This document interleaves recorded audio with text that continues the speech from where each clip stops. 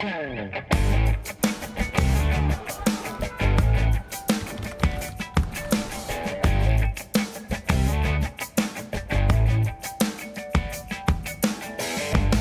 ar, o nosso programa Espaço Cidadão, chegando em todo lugar através da internet, né? Em qualquer parte do mundo você assiste nosso programa, como também na TVT São Paulo e retransmissoras em todo o Brasil e ainda chegando ao portal Congresso em Foco e todos os seus leitores e telespectadores. No programa de hoje, dando sequência a uma série de temas fundamentais que deverão ser debatidos nas eleições de 2024, estamos aqui nesta sequência, né, de entrevistas sobre a participação, né, a contribuição do Observatório das Metrópoles nas eleições, mostrando que um novo futuro, um outro futuro é possível. O tema de hoje é saneamento básico e meio ambiente. Vamos falar sobre privatização, sobre acesso à água, sobre todos esses temas importantes e também sobre o acesso, né, a todos os serviços básicos de saúde para a população. E convidamos três professores importantes de três núcleos de regiões metropolitanas diferentes no Brasil, né? Três regiões brasileiras diferentes. Professor Carlos Frederico Ribeiro, que é lá do núcleo Norte Fluminense, no Rio de Janeiro, que está aqui conosco. O professor Darcy Campani, de Porto Alegre, Rio Grande do Sul, e também a professora Cainara Anjos, que é do núcleo da região metropolitana na Paraíba. Sejam todos e todas bem-vindos e bem-vindas. Eu inicio pelas damas, né? Conversando com a professora Cainara Anjos, pedindo que a professora fale para nós o que é, professora, a justiça ambiental. Agradeço o convite, né, estar aqui com vocês para discutir um tema tão importante. A justiça ambiental, essa perspectiva de abordagem, ela surgiu nos Estados Unidos a partir da discussão do racismo ambiental, né, e nos convida a refletir sobre como a produção desigual das nossas cidades elas têm afetado, né, as populações de maneiras diferentes, né? Então, as nossas cidades foram produzidas sobre estruturas naturais que nem sempre foram consideradas no planejamento urbano, né? E isso tem trazido alguns impactos, alguns efeitos, só que esses efeitos, esses impactos, eles são sentidos de maneiras diferentes, né? De acordo com os grupos A sociais. população mais pobre muitas vezes acaba sofrendo mais, né? Às vezes você constrói, como sempre foi nos períodos mais antigos, e aqui e acolá ainda acontece, né? A construção de conjuntos habitacionais, por exemplo, em cima de dunas, sem equipamentos comunitários, sem estrutura, sem saneamento, sem nada disso, não é, professora? Exatamente, né? A prioridade nas políticas públicas, né, e na oferta dos serviços e de infraestruturas, eles têm sido feitos de maneiras desiguais, né? Então, a gente vê um discurso de culpabilização da natureza, né, quando esses impactos eles são sentidos, né, ou, né, como se as populações elas quisessem estar, né, localizadas, e a gente vê que muitas vezes isso está relacionado, né, inclusive com outras políticas que não acontecem de maneira integrada, como as políticas de habitação, né, que nem sempre têm sido feitas de maneira a atender às reais demandas da sociedade, né, e principalmente desses grupos sociais mais vulneráveis. Muitas vezes se atende a uma especulação imobiliária, o interesse de alguém que Exato. vendeu e comprou o terreno, e aí vai se expulsando, colocando as pessoas cada vez mais para longe dos Para centros das longe. cidades e também dos seus locais de trabalho, de estudo. Exatamente. Né? E aí a natureza que, para os grupos mais privilegiados, ela entra, né, dentro da produção imobiliária, né, como um item de amenização, né, como algo que valoriza aquela produção, né, para as populações mais vulneráveis, né, aqueles impactos eles são muito mais sentidos mais fortemente, né? E aí uma discussão e uma preocupação nossa aqui nas nossas reflexões é que muitas vezes as populações mais vulneráveis, né, as ações são ações nesse sentido de remoção e de despejo, né, e muitas vezes um local que leva à remoção dessas populações por algumas situações e algumas questões, né, para outras produções, né, elas são interessantes, né? Como para atividades turísticas e alguns empreendimentos imobiliários, né? Perfeito.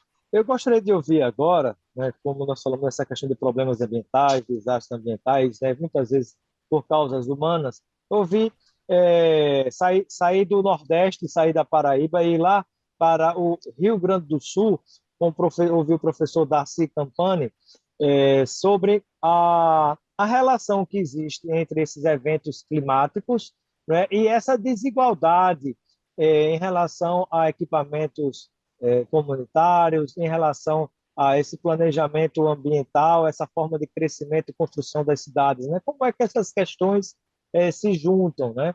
A gente poderia dizer que o Rio Grande do Sul é um exemplo disso muito claro na atualidade? Robson, um prazer estar aqui, né? E realmente, os eventos recentemente ocorridos aqui no Rio Grande do Sul, principalmente na região metropolitana, se vê isso aí claramente expresso, né?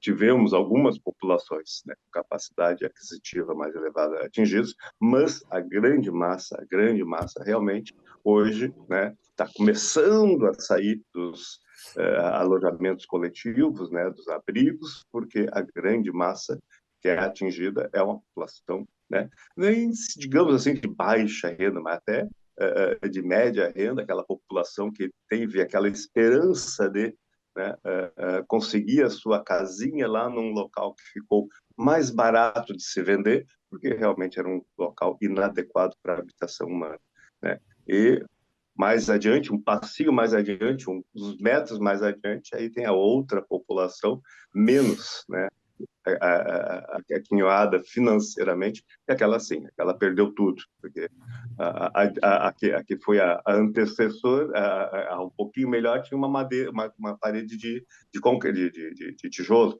a outra, a parede de madeira, essas casas não resistiram, né, foram arrastadas, foram, né, completamente perdidas, dando, né, um prejuízo concreto, né, de perdas de vidas, inclusive, né, para essa população menos favorecida economicamente, né? Perfeito.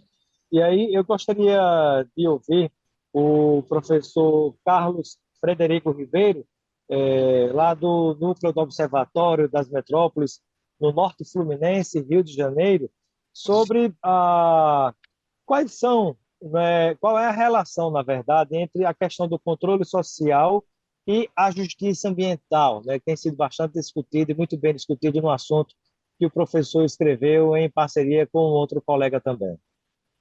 Certo. Bom, é um prazer estar aqui com vocês. Obrigado pelo convite. Para a gente falar sobre esse assunto, né, não tem como a gente não relacionar ao momento atual que a gente tem vivido, né, em relação ao setor do saneamento, com uma dinâmica global, né, mais global, em que o setor financeiro ele tem cada vez mais se ampliado, né, e avançado sobre novas fronteiras, né, que antes não eram mercantilizadas, né, e o meio ambiente está aí, né, como esse entendido como um recurso, né, um bem que é concebido a partir de um valor, né? Então a água ela tem cada vez mais sofrido esse processo, né, de mercantilização, e isso tem gerado diversas consequências para a população, né? E dentro dessa lógica, né, todo o processo de privatização que tem ocorrido, não só aqui no estado do Rio de Janeiro, mas também, né, em outros estados no Brasil inteiro, ele tem ele tem sido gerido, né, gestado de uma forma muito longe, né, e distante da população, né? Essas utilizações de termos técnicos, né, e essa falta de isonomia nesse processo, isso de certa forma afasta a população. Então, o controle social, né, nada mais é que um conjunto de mecanismos para que o cidadão ele possa acompanhar, possa, de certa forma, fiscalizar e participar das decisões políticas, decisões públicas em relação ao saneamento.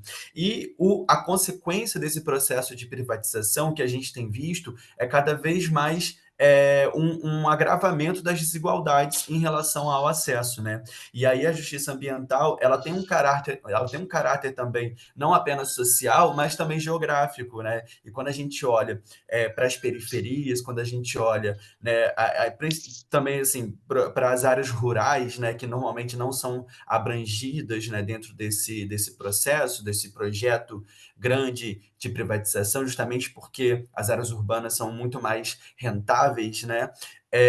A gente vê uma prática, né, cada vez mais agressiva em relação às tarifas, às tarifações, né? E isso, de certa forma, impacta, né, diretamente nessas desigualdades e gera uma injustiça social, né? Então, o controle social está diretamente relacionado com essa reivindicação, né, de assegurar essa justiça social, justiça ambiental para a população. Então, é fundamental que a população fique inteirada, né, do que vem acontecendo em relação às discussões de saneamento básico, às discussões ligadas à privatização ou não das companhias de água. Temos o caso bem recente da Sabesp em São Paulo, né, de privatizar o restante, o caso da SEDAI no Rio de Janeiro, né, e vários outros lugares do Brasil também se tenta vender, né, tem uma turma que adora entregar, vender as coisas, né, e aí daqui a pouco começa a aumentar a tarifa de água, muitas vezes se faz o saneamento somente nas áreas onde é mais lucrativo, onde a especulação imobiliária acha que pode ganhar mais dinheiro, e as populações pobres vão ficando mais esquecidas, a turma que está nas regiões mais periféricas vão sendo mais esquecidas, né? E essa questão da falta de saneamento impacta até na qualidade de vida e nos problemas ligados à saúde também, não é, professor? Com certeza. E o saneamento, né, os serviços de água e esgotamento sanitário em 2010 foram reconhecidos, né, enquanto direitos humanos. Então, é fundamental, né, que esses serviços eles possam ser assegurados e o entendimento também da água enquanto um bem comum. Né, e não como uma mercadoria, né? E aí aqui no Brasil a gente tem diversas associações, a gente tem o ONDAS, né, o Observatório dos Direitos Humanos à Água, a gente tem sindicatos, a gente tem muitos movimentos, né, movimentos sociais que, de certa forma, têm lutado para isso. E aí é importante, né, estar próximo, se associar, para poder cada vez mais acompanhar esse processo assim, buscar, né, uma garantia, lutar por essa garantia desse direito humano. Perfeito, né? E daqui a pouco vamos falar também sobre um aspecto importante dessa série de entrevistas em parceria com o Observatório das Metrópoles nas eleições, mostrando que um outro futuro é possível. Falar também sobre possíveis caminhos, possíveis soluções, né, para que a gente tente sair dessa situação em que nos encontramos hoje, nesta temática específica que estamos falando, que é saneamento básico e meio ambiente. E aí eu gostaria de ouvir a professora Cainara Anjos, né? Vamos sair do Rio de Janeiro, vamos sair da região sudeste do Brasil, vamos lá para a região nordeste, ouvindo a professora Cainara Anjos, que é do núcleo do Observatório das Metrópoles na Paraíba, perguntando, professora, o que é injustiça hídrica, né, e como é que essa questão se relaciona com o que o professor Carlos Frederico acabou de falar. É importante essa discussão, porque nós estamos, no caso, particularmente estou falando de uma região, né, a região do semiárido, que tem uma questão é, muito crítica com relação à água, né? Estamos numa região em que passa por ciclos de estiagem, passamos recentemente, né, por um ciclo, outro ciclo virá. E nesse último período do ciclo de estiagem, houve um problema muito sério com o racionamento, né, no qual algumas ações é, é, que têm sido feitas, assim, de priorizar algumas questões mais infraestruturais, quando outras soluções, às vezes até mais simples, elas passam despercebidas. Né? E aí a gente vê que, por exemplo, num contexto de racionamento, né, esse racionamento ele não é sentido de maneira desigual por esses grupos. Né? Então, enquanto um grupo ele tem capacidade de armazenamento, de adaptar, né, as suas construções, né, os seus condomínios para uma capacidade maior de armazenamento, né, De outras água, por exemplo, né? populações, exatamente de água, né, outras populações elas se veem privadas, né? E às Sofrem vezes com a falta gente, d'água, com fica a falta reféns d'água, da exato. troca de favores, ainda coronelistas, que acontece muitas vezes, de esperar ou rezar aos céus para que chegue um carro-pipa, ou que alguém perfure um poço, ou que chova e você guarde um pouquinho dessa água nas cisternas, né?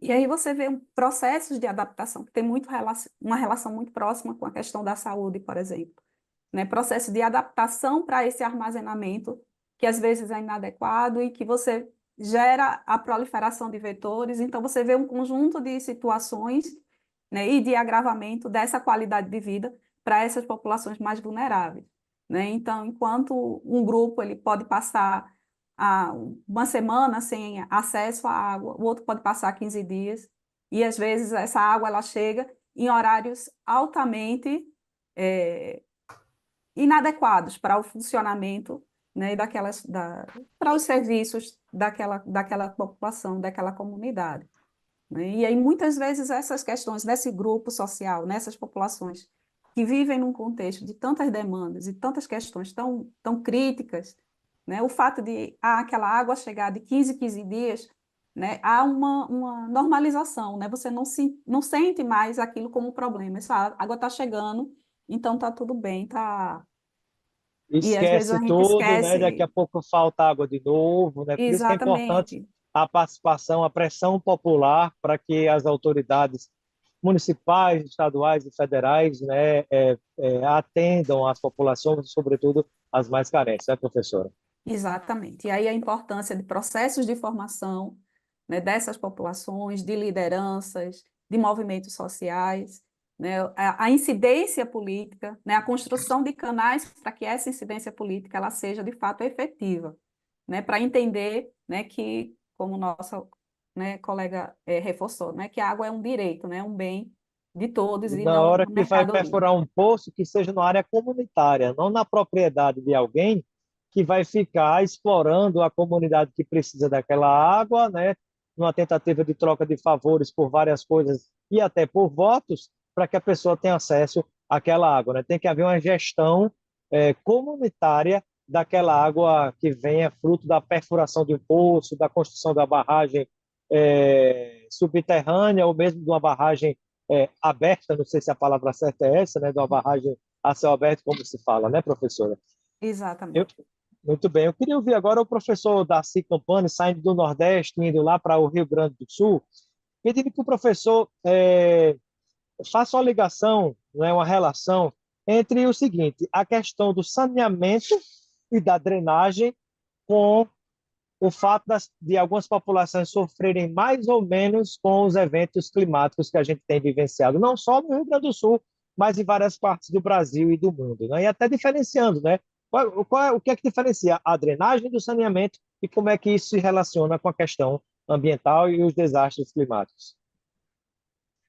Desde 2007, né, pela Lei Brasileira de Saneamento, o Brasil conseguiu existir 507 anos sem uma lei de saneamento, é uma coisa que não foi por um acaso, né? Nós tivemos no finalzinho do governo Itamar Franco, se não me engano, a aprovação de uma lei no Congresso Nacional e nos primeiros dias do Enterracando, governo. professor, nunca foi prioridade, porque é uma obra que quase ninguém vê, né?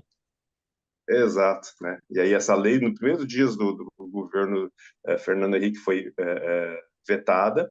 Depois, durante os governos aí Fernando Henrique, tivemos outros dois projetos de lei que tramitaram no Congresso Nacional, todas elas visando única e exclusivamente a privatização do saneamento, né? Essas aí, felizmente, não conseguiram progredir.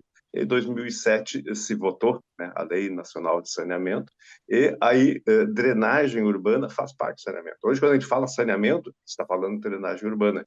Ontem mesmo eu me peguei meio que numa reunião, me falhou a memória. Não, mas o que isso aí tem? Aí eu tive que me reenquadrar, né, que a drenagem urbana faz parte da Política Nacional de Saneamento, do Plano Porque Nacional de existe a Saneamento. O Brasil drenagem de tem um plano águas nacional. da chuva, né, águas pluviais, como também a de esgotos, né?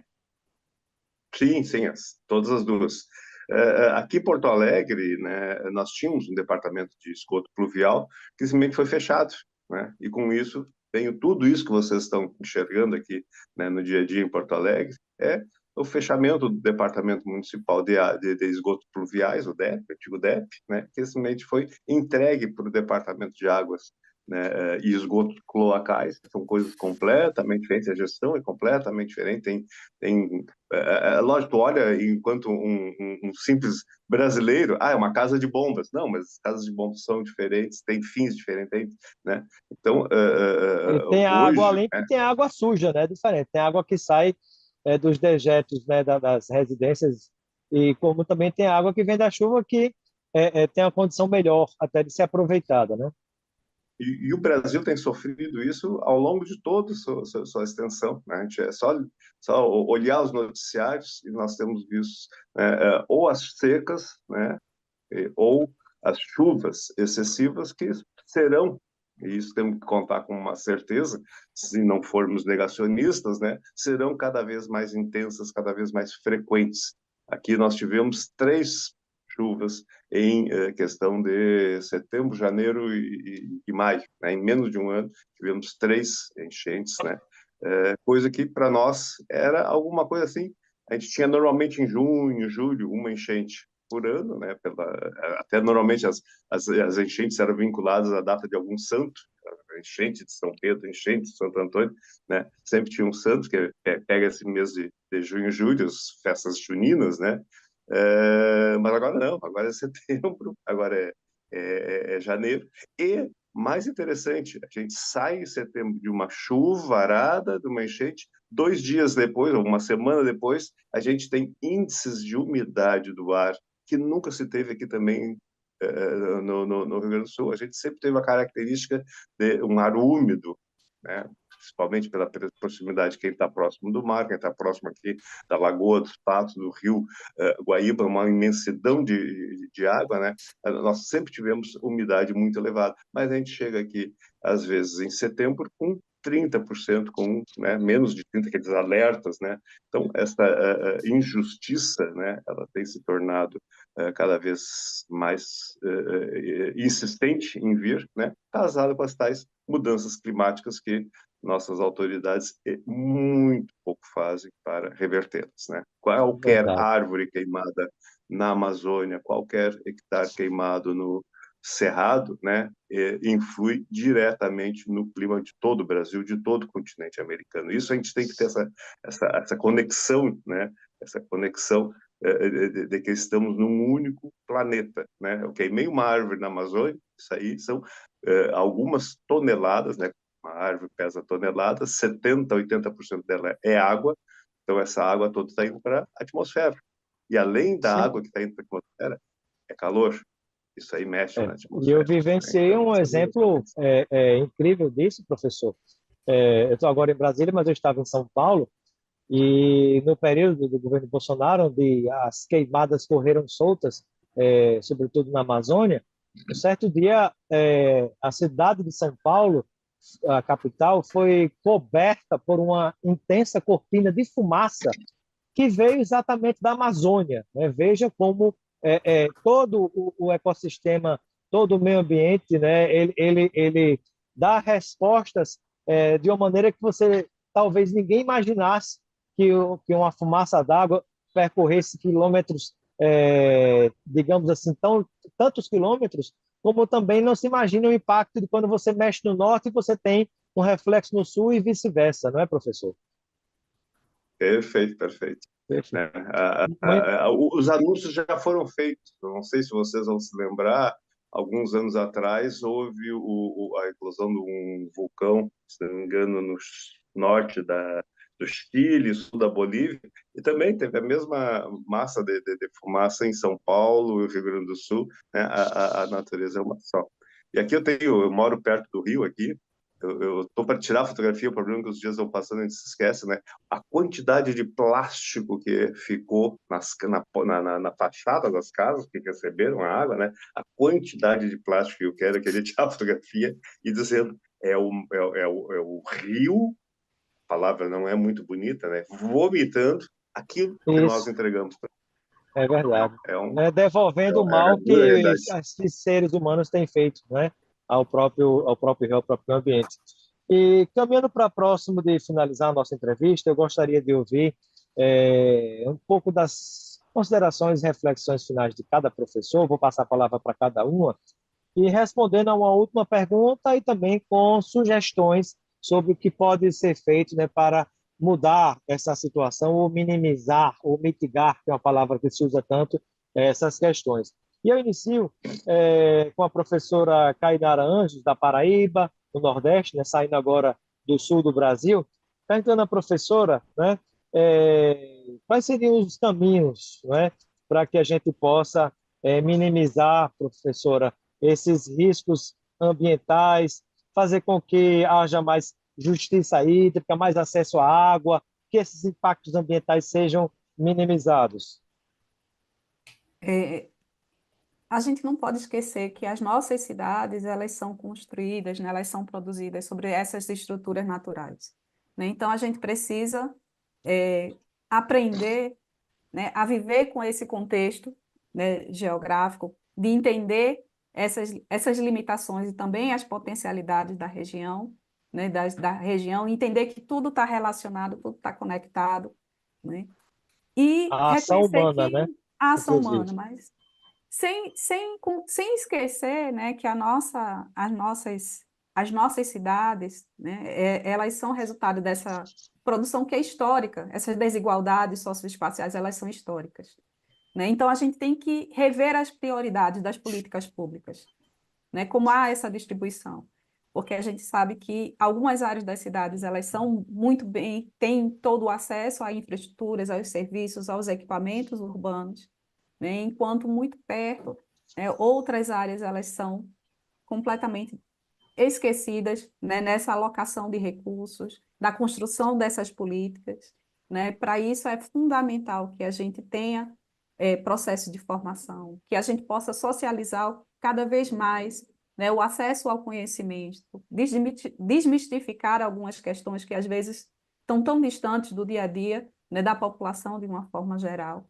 né? Então, acho que a gente precisa fazer com que esse conhecimento ele chegue cada vez mais a um grupo maior de pessoas, construindo estratégias e caminhos para essa incidência política, né, para que essas pessoas se sintam convidadas a participar de todo o processo, né? Não é só no momento de votar, de eleição, né, mas saber, né, que são todos os poderes, o executivo, mas também o legislativo, né, e que a gente precisa ocupar esses espaços de controle social também depois, né, de monitoramento nas câmeras, né, para acompanhar de que forma a alocação de recursos e essa construção dessas políticas, elas têm sido feitas e implementadas, né, para que a gente não veja se repetindo situações como a gente vivenciou aqui na época da estiagem, como eu trouxe aqui um exemplo, ou que a gente viu, né, está vivenciando mais recentemente com a situação, né, do Rio Grande do Sul, né, que a gente tem Perfeito. refletido aqui.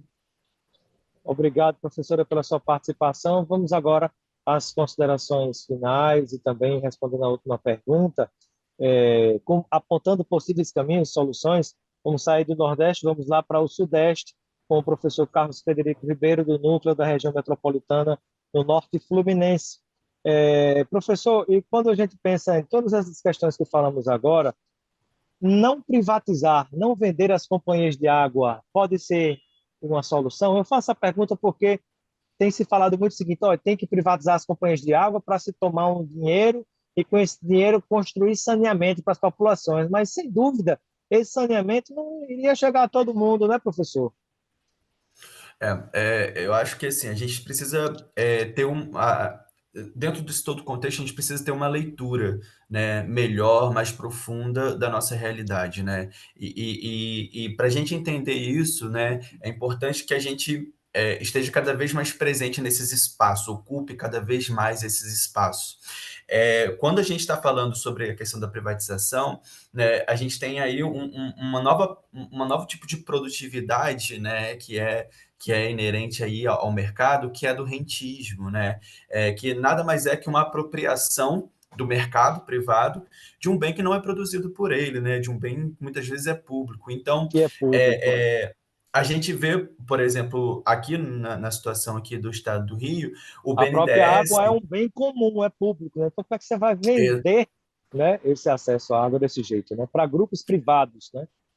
Exatamente. E essa apropriação ela pode ser tanto financeira, né, do orçamento público, quanto também desses bens comuns, né, que é de todos, e também de infraestrutura, né, infraestrutura já construída pelo poder público, né, com dinheiro público. Então, o processo mesmo aqui da privatização, né, aqui no Estado do Rio, a gente vê o BNDES, né, que é um banco nacional, investindo no capital privado, né? Então, muitas vezes, né, vai falar, o setor público não tem condições, não tem capacidade institucional, o setor público não tem dinheiro, mas e todo esse dinheiro que é investido Essa no é mercado sempre a privado? desculpa, né, professor?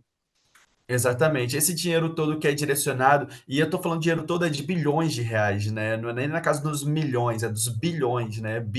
Então, a gente vê esse dinheiro todo direcionado, né, para o mercado privado, mas que poderia ser direcionado dentro de um planejamento, né, participativo, né, direcionado para o poder público, para que o poder público, ele, de certa forma, dentro de uma perspectiva, dentro de uma lógica não mercantilista, dentro de uma lógica dos direitos humanos, né, de certa forma, consiga garantir esse acesso. Então, a privatização, a gente vê aí em vários lugares do mundo, né, um processo, na verdade, de remunicipalização do saneamento, né, enquanto aqui no Brasil, dentro de uma periferia, né, de um país periférico, a gente vê aí um processo ao contrário, né, na contramão de uma tendência global, né, que a Europa tem feito e outros países aqui, até daqui da América do Sul, de remunicipalização, né, do saneamento. Perfeito. Obrigado, professor Carlos Frederico, pela sua participação e considerações finais, e também agora com as despedidas, professor Darcy Campani, saindo do Sudeste, indo lá para o Sul, em Porto Alegre, nesse núcleo da região do Observatório das Metrópoles. Eu gostaria de saber, professor, né, como é que a cultura popular, a participação popular, né, não só em relação a essa questão do saneamento, mas da proteção do meio ambiente, da pressão por políticas públicas que realmente protejam todas as populações, né? Não só as que têm mais condições financeiras, mas aquelas que mais necessitam e muitas vezes são as mais prejudicadas. Eu acho que o professor Carlos falou a palavra-chave, que tem cada vez mais sido presente na nossa legislação. Algumas autoridades não se deram conta, mas na lei de meio ambiente não entrava essa palavra, depois no Estatuto da Cidade já passou a entrar, e está claro na Política Nacional de Saneamento e na de Resíduos Sólidos o controle social, né? Nós não temos cultura de controle social. Qual brasileiro sabe que existe um Plano Nacional de Saneamento?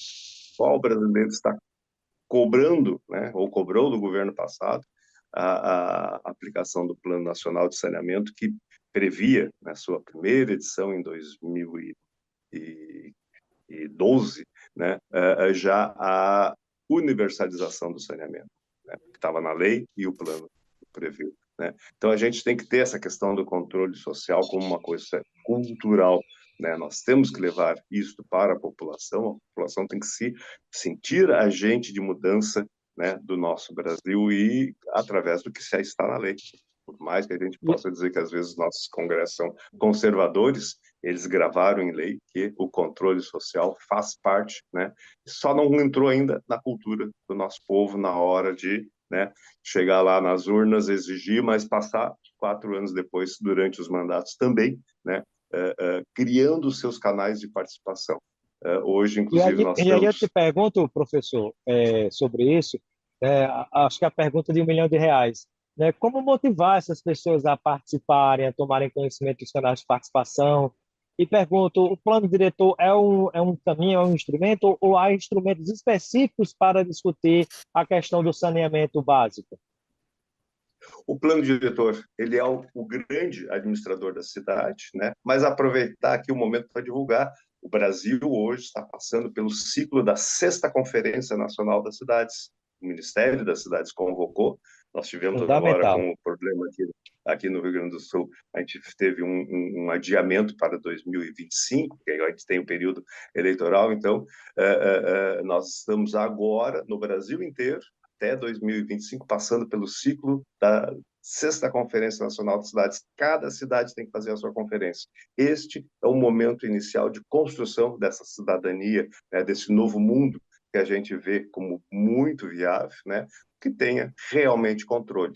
E aí, a partir disso, a gente pode, né, eu participava das reuniões, né, de acompanhamento, isso lá antes de 2016, né, nós acompanhávamos todos os anos, né, com relatórios sobre o Plano Nacional de Saneamento, onde eu representava a Associação de Engenharia Sanitária e Ambiental, estava lá, né, o pessoal da ACEMAI, que é o Serviço Nacional de Associação Nacional de Serviços Municipais de Água e Esgoto, né? Então, estávamos construindo toda uma lógica, toda uma estrutura de controle social que foi rompido em 2016 com o golpe, né? E que agora a gente está reestruturando. Então, fica esse convite para que todos participem ativamente, iniciando de novo o processo de construção de um modelo de controle social sobre a gestão das cidades.